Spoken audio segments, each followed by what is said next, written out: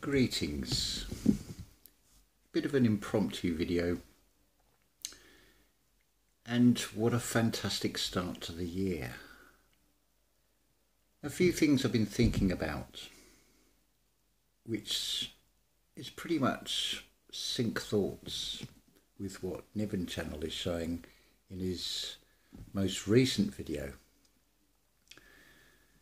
Certainly worth having a look. And we have the crown, the coronation crown being shown. That's a physical manifestation, and I would suggest it works very much like a magnifying glass. It captures that heat and concentrates it as a directed beam.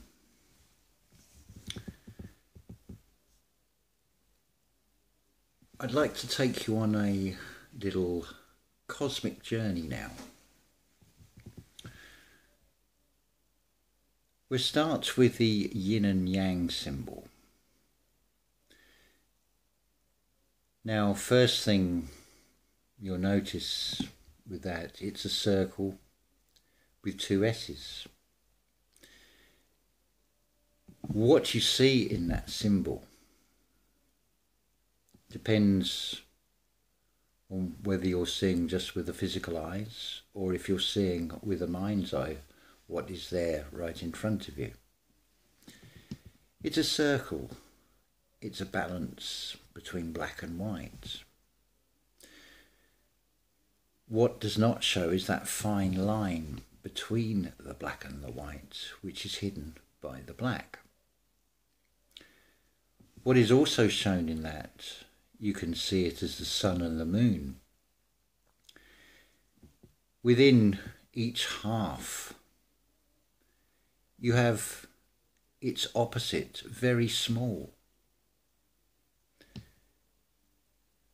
I think it's fair to say, whatever you look at in terms of culture and religions, and throughout history, it's all about looking up to the sky. So if you're outside and able to do this, please do. If not, just do this in your mind. You're looking up at the night sky. It's a clear night. There is no light pollution. So you have a perfectly clear view. And what you'll see with the two eyes, the physical eyes, are these little white lights, stars. Some are constellations, which are the 12 cranial nerves, the 12 zodiac signs, the 12 states of consciousness. Call it whatever you like. Whatever label you wish to apply to it. It's all the same thing at the end of the day.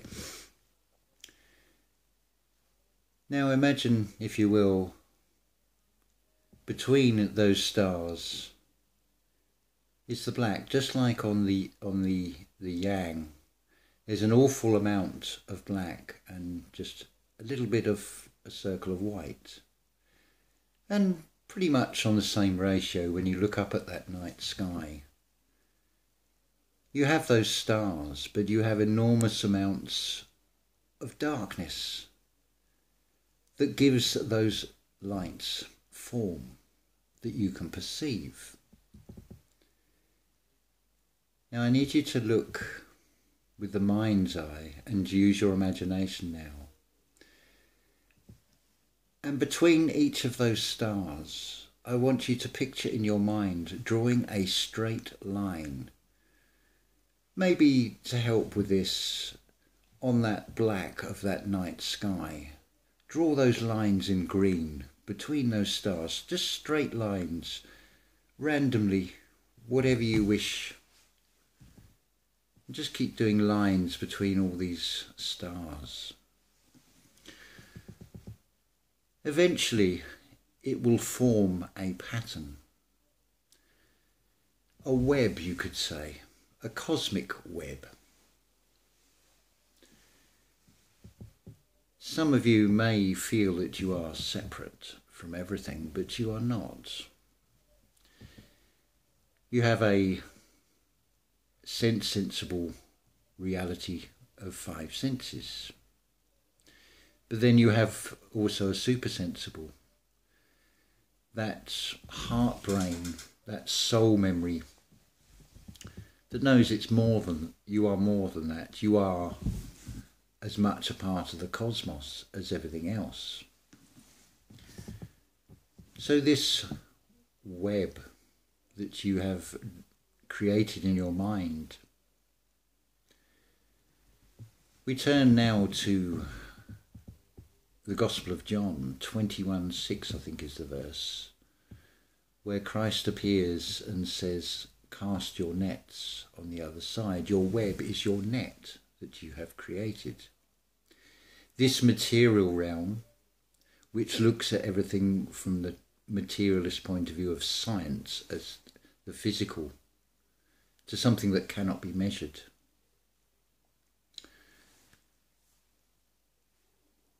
We'll interpret that in a different way, but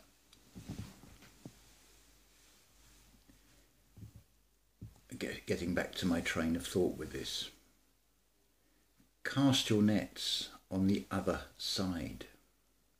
Which side are we talking about here? The vessel is your physical embodiment. When you're casting your net, we're no longer in the macro. Turn inward to the micro. Now that net, that web, is inside all those stars, all those thoughts, that cosmology within inside the mind. Or perhaps, if you prefer, you've opened your mind and you've pulled that cosmos into oneself, because you are the universe. There is nothing but you in this universe. The you is not the personality and the ego, the individual droplets of water which is part of a greater ocean, a cosmic ocean. Hence the pharaohs have all these skyboats. Is another way of expressing it. So turning the eye inwards and seeing that cosmology within inside yourself.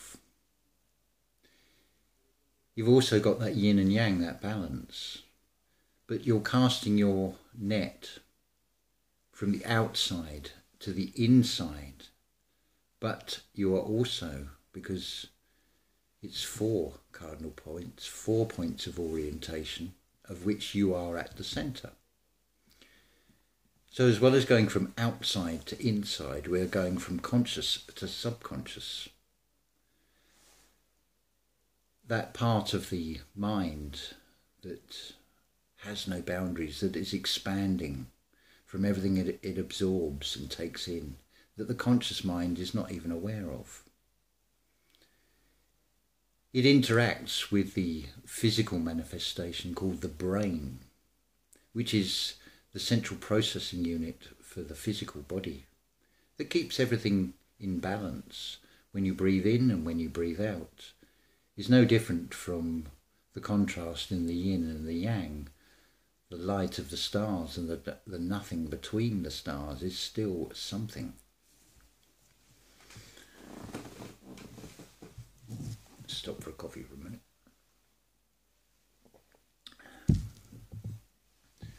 So you've cast your net to the other side, inwards. That Christ is that central being within you that knows. It's that 13th in the middle of the 12. The sun goes around with 12 disciples, 12 zodiac signs. So you've turned your net to the other side, you've turned it inwards. The 153 fishes, because you are a fisher of of man. You are fishing for 153, which is 9, which is completion. The one, and there's a reason it's in this order, the one is what you are. You are the entire universe. You are the entire cosmos.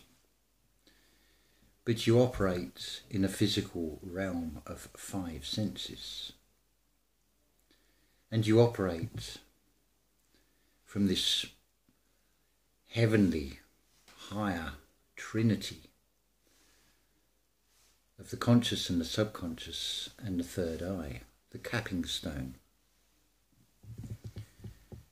Now, if imagination creates reality, and as Niven is showing about the retina, the retainer, what you retain, what you take in with the eyes, what you project out and what you see with the mind's eye, what goes on within the Golgotha, within your universe, your own personal universe. How amazing is that? What a flower of life that makes. We all have this individual personal universe, but it is also part of the cosmic universe. Where were we? I got lost in space there. So there's your 3, the 153. And to quote Neville Goddard and scripture, God became man, so man can become God. So I can't even say the word, numerically speaking, you could say that we're turning the 1 that's gone into 5, but is a 3, but is also a 1, and changing it round into a 3-5-1. When the 3 are working in harmony and in unison, then that 3 in the 5 becomes 1 and still makes 9. Alan Watts describes it as a dance, and it is very much a dance. It's a cosmic dance. It's something I'm going to be going into more, as I said on the previous video. I'm going to be looking at art. It's been there all the way through as an expression, guiding humanity, commentating in all forms. And the beauty of art is it is subjective in an objective reality.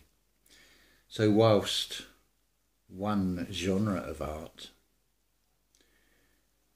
or within that genre, be it a sculpture or a painting or music or a drama, there's 7 arts, or there were 7 arts, loosely defined. Dance is another one, to which has been added photography and film, which again is an art form. There is definitely an art to photography. I regret actually not asking a friend if he wanted me to promote his beautiful work. I'll message you aside of this, the person I'm thinking of, because I don't know your situation presently and whether you're actually looking to take on more work. But yes, photography, I appreciate the composition of a photograph. I don't have that skill at a level that I would feel I could put photographs out there. And of course film, and for that I would say Alfred Hitchcock and Psycho, that very brief half-minute scene with the woman who ends up getting murdered in the shower. She's driving that car and it gives the illusion and stretches time. You sort of are there with her in that car, driving all night long till you're so tired you've got to find somewhere to pull in. And it's a wonderful atmosphere because it's all in black and white as well. There is something about black and white photography and film. I know I've gone off slightly, but there again have we. Because when you look up at the heavens, the external heavens, are they not more or less black and white between the light of the stars and the vastness between those stars? So, a universe inside your Golgotha, with inside you. What a fantastic feeling. And to know that you are part of a bigger cosmos, and there is no separation. But what are you creating? Are you creating new stars, new worlds? Have you got turbulence, volcanoes and earthquakes, and which are externally manifested as anxiety or depression, or those lower, more solid states? Or are you able to lighten those feelings? You see how these words give us very big clues with things. I'm going to end here on one final note. Interesting that it's a note. Ding. Maybe this will strike a few chords. One of the definitions of dote, it's applied, doting on children, for example, but it can be applied to an object or anything. So to dote is what you give your attention to. So if you know what the dote is, surely it must be very easy in both senses to work out what the antidote is. A-N-T-E is before. A-N-T-I is against. I would recommend going for the A-N-T-E. Before the dote. So you're already ahead of the game, as it were. There is, of course, a materialistic, deceptive version of that, but personally, I wouldn't recommend that one. So I hope you've enjoyed the little astral trip. And it's brought a bit of clarity to things. So yes, your crown, just to end on this. I think I've already said it, but it's worth going over again. This physical crown with the precious stone. I mean, why are crystals and things used so much in healing? Why are they said to have energy in them? Would they not magnify thoughts? Would that not be another twist on when we're talking about raising of Christ's consciousness and the 144 magnified by 1,000 to give you 144,000, there's another 9. So if that is internally magnifying and radiating out, the opposite that has mimicked that is to turn it into a physical crown and use these precious stones. Precious in what sense, I ask? I said a long time ago that this whole idea of previous resets, something that would be a device of that value to certain parties, would be very closely guided, and what better place to guard those devices than put them right on public display. And of course make people pay to go and see them, not knowing what they're even looking at. I feel the orb and sceptre comes into this as well, because you'd also have 3, the orb, the sceptre and the crown. So I hope the intention of that bit will enhance and give back to Niven maybe something that sparks something that I've missed, because it's collectively. So whatever perspective you're coming from, if you have a channel, find the other channels that are talking on similar subjects, or maybe even unrelated subjects. Compare notes. We are just drops in an ocean, but together we create an ocean. Imagine if all the stars came together. How bright a light would that be? Now internalize that, and when you realize you are a star, a seed, a star seed that is growing to the light, that is your soul purpose. Love to you all, and ta-ta for now.